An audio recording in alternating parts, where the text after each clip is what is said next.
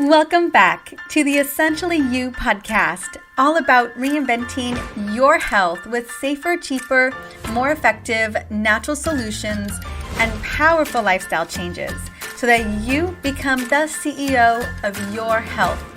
I am your host, Dr. Marisa Snyder. When you take a moment and check in with your body, let's say for the past month, have you experienced feeling tired or unable to focus? Maybe there are moments where you've been irritated or you felt sluggish and unmotivated, or maybe you noticed feeling bloated, gassy, and maybe even headachy. I point to these signs and symptoms because they are tangible, noticeable, and can be extremely disruptive, especially if some of these symptoms are happening every single day. For example, I'm just going to use my pregnancy real quick. During the first 21 weeks of my pregnancy, I experienced 50 plus migraines, and I was so bone-crushing tired that I found myself crawling on the floor from one task to the next. These symptoms were so disruptive that I had to drop things from my schedule. I had to cancel anything and everything that wasn't immediately an emergency. These were the types of signs and symptoms that can feel like they are ruling your life. They definitely felt like they were ruling mine. But today, I want to talk about a hidden symptom. I want to speak into stress.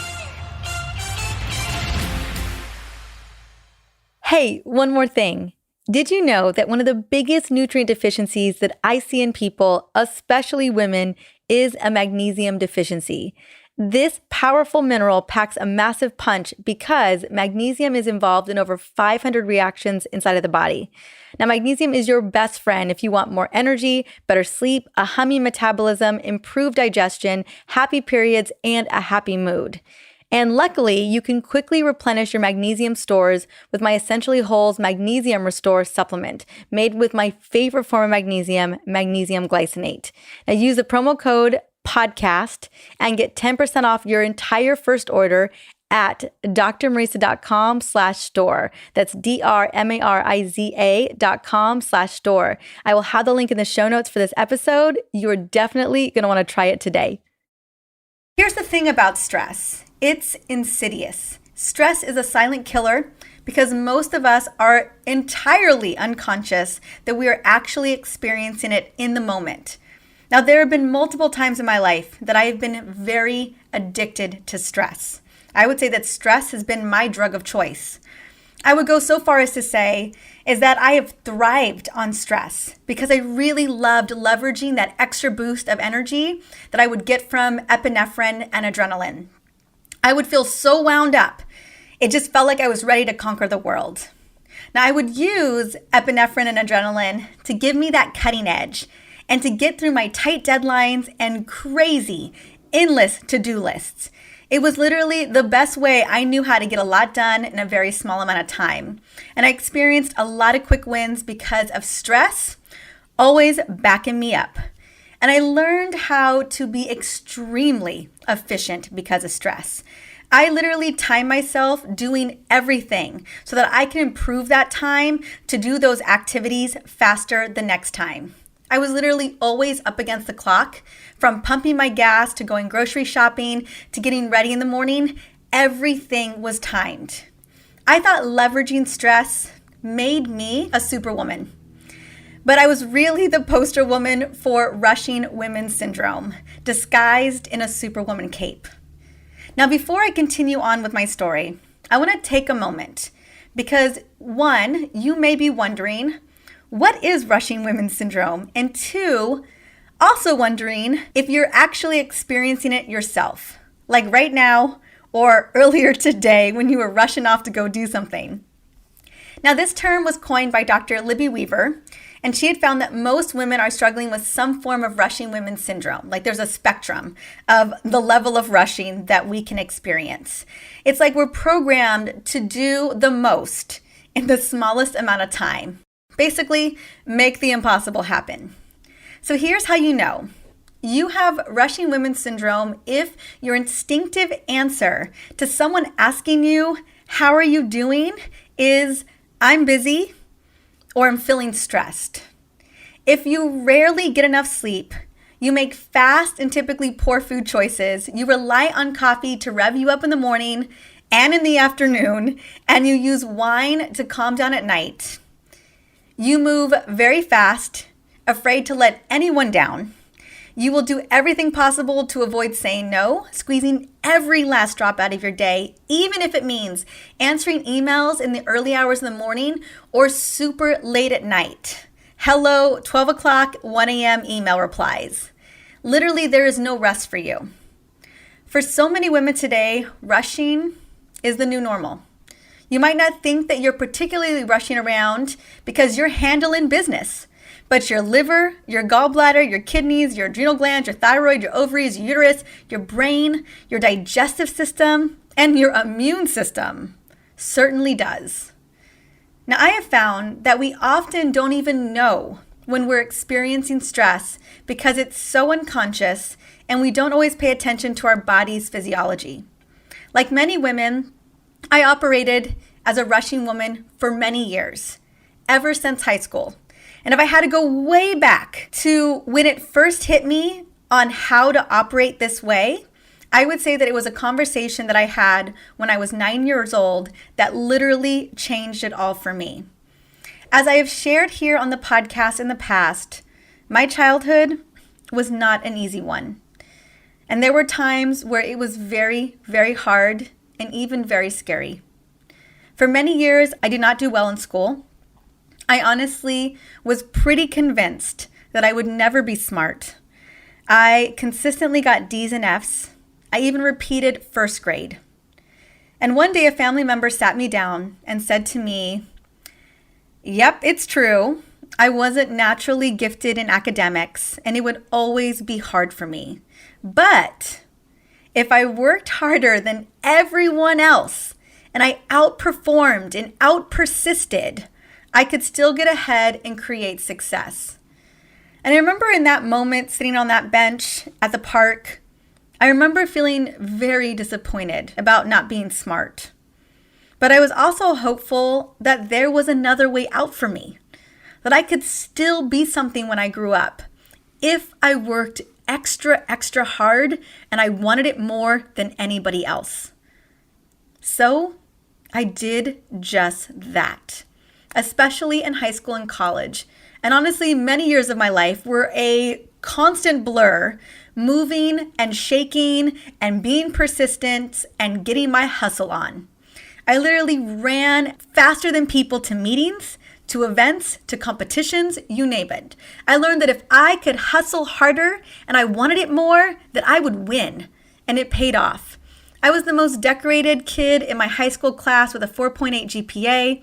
I got full academic scholarships to multiple colleges. And from there, I just kept pushing and hustling. If there was an opportunity, I took it. I didn't think twice about it. I just added more to my plate and kept at that pace for years. I was like Hamilton in the musical. I was never satisfied. And I just kept benefiting from working harder, smarter, and faster. Until one day, it felt like it all came crashing down. I leveraged stress hormones as my secret weapon until I was so depleted that my body just gave out. I was 30 years old and I crashed harder than I could have ever imagined. So hard that I literally couldn't get out of bed in the morning. But it didn't stop there. On my road to healing my body and my hormones, I kept ending back on the floor, Mack-trucked by stress again and again and again, until I finally got the memo and figured it out. I was holding on to a deeply embedded belief that if I had stopped, or if I just stopped doing the things I was doing, I would lose everything. I was being driven by fear. I was literally living in survival mode, clawing at the next opportunity like my life depended on it. And it was only then that I see the entire picture. As long as I held on to this limiting belief that was clutching onto me, that no matter what I did, if I stopped, I was going to lose everything, I knew that I was going to keep getting sicker and feeling more miserable. And I thought to myself, oh my gosh, I'm just 30 years old. I've got a lot of years to live. I've got a potential family to raise one day. Like, what is this all going to look like? And honestly, what kind of life is that to live? To run like you're constantly in survival mode all the time. And the physical symptoms were no fun. Crazy mood swings, exhaustion, sleep issues, anxiety, an inability to focus and function, migraines, and the list went on and on and on and on. Once I saw the writing on the wall, I knew that I needed a dramatic transformation if I was ever going to feel like my former self again. At this time, this quote kept showing up for me. Every next level of your life will demand a different version of you. And I was ready for a different version of me, one that felt energized and happy and at peace. Because ultimately, although the accolades are amazing for each and every one of us, the wins and the successes and the obligations and the fulfilling for our family, yes, it all feels good in the moment or necessary in the moment, but ultimately, I think each and every one of us just wants to experience a little extra happiness and a little extra peace. And if I could get some whipped cream and a cherry topping of energy, hook a sister up. So what I did is I started with self-awareness. Once I knew what was going on, I could then tune into myself and pay attention to the cues. Because before that, I was just running full steam ahead. I never paid attention to what my body was saying. Next, I started a morning ritual because honestly, it felt like the easiest step in the right direction. And all you really need to do is take that first step. See, I'm a big fan of having a morning ritual. And you know that because I talk about it all the time here on the podcast.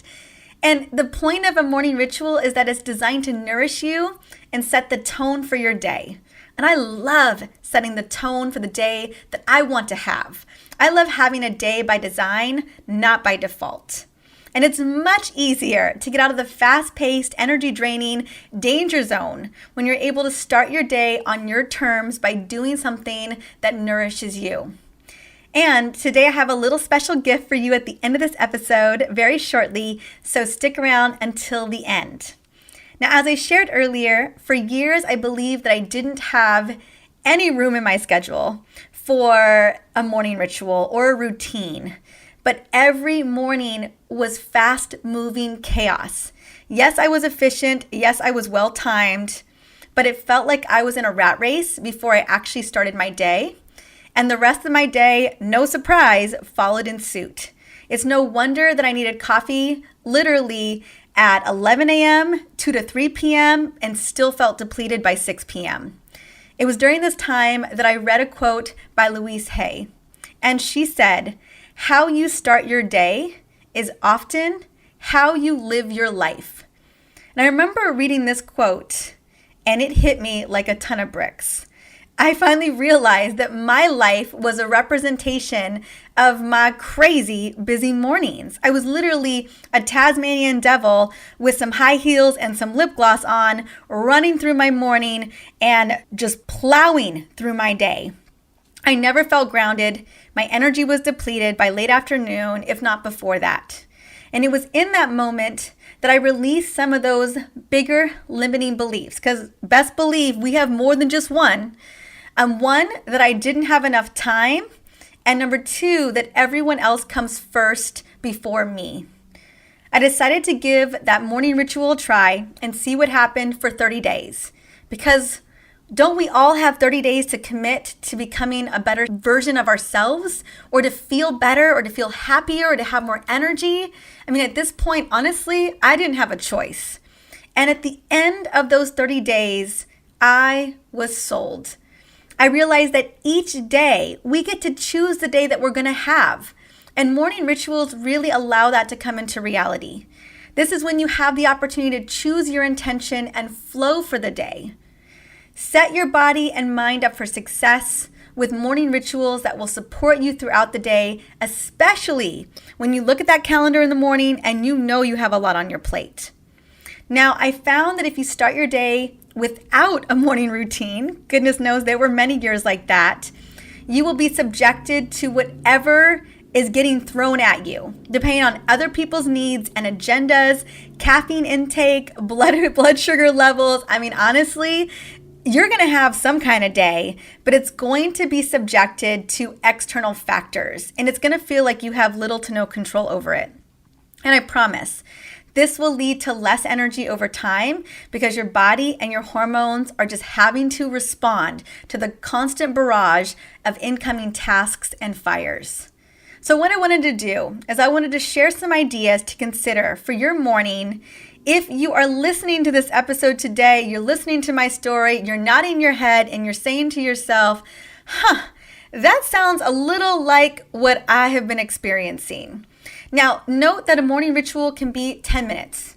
Ideally, I like 20 minutes, and I always say each of us should be able to carve out 20 minutes of our day that is focused on shifting our energy and supporting our emotional well-being, right? If we can't find 20 minutes in our day to love up on us and to get super laser focused on how we want to feel for the rest of the day, then we definitely need to rethink how we're living our life. So here we go. Here are some wonderful ideas to consider for a morning ritual.